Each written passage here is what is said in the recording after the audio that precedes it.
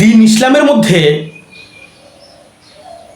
মহাস্রষ্টা বলেছেন এই মানুষের জীবনের পরবর্তী জীবনে যে হিসাব নিকাশ হবে, হিসাব নিকাশের পর যে মানুষ শাস্তি এবং শান্তি পাবে, সেখানে এক শ্রেণীর মানুষ থাকবে মুনাফিক, কপট, অন্তরে এক মুখে আরেক, এ হচ্ছে মুনাফিক।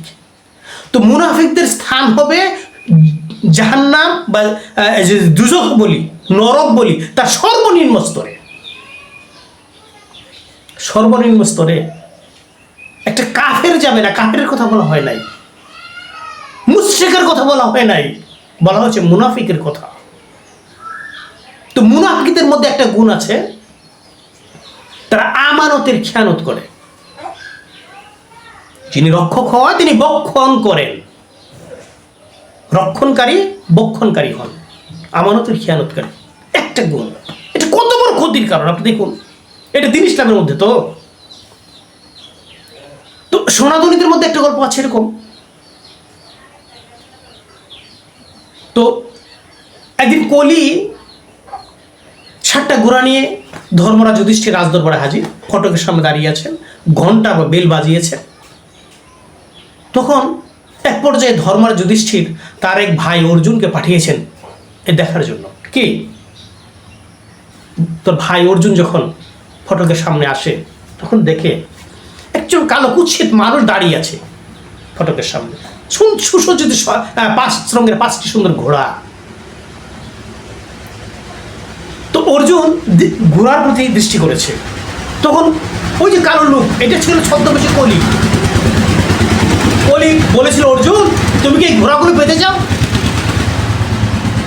যে হ্যাঁ, ঘোড়াগুলো তো সুন্দর, পেলে ভালো হয়, রাজপুত্র তো যদি ঘোড়াগুলো পেতে চাও আমার একটা প্রশ্ন উত্তর দিতে হবে।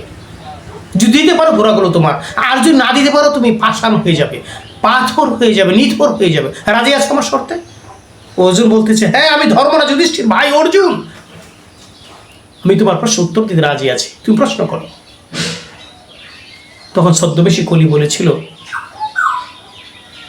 আমরা ফসলাদি, এই কৃষক মানুষ যারা ফসল ফলায়, তারা ফসলের মাঠ বা ফসলের ক্ষেত বেড়া দেয় না,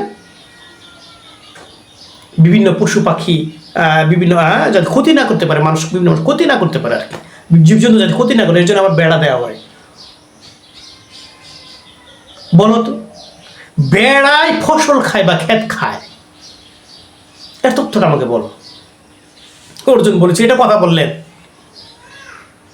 জমি বা ফসলের ক্ষেতে মধ্যে যে বেড়া দেওয়া হয়, বেড়ায় কি কোনো ফসল খায়, ক্ষেত খায়? এটা হলো নাকি? উত্তর দিতে পারে নাই। সেদিন অর্জুন পাথর হয়ে যায়, পাষাণ হয়ে যায়, নিথর হয়ে যায়। এক পর্যায়ে ধর্মরাজ যুধিষ্ঠির তার ভাইকে স্বাভাবিক পর্যায়ে এনে এই তথ্য কথাটা বলে দেয়।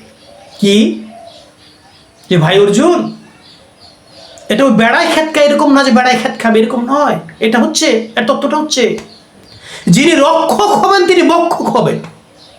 অর্থাৎ তুমি যার কাছে আমানতদার হিসেবে বিশ্বাস করে মাল গচ্ছিত রাখবে, সে তোমার মাল তসরুপ করবে, খেয়ে ফেলবে, মেরে দিবে, এরকম। বুঝতে পারলে?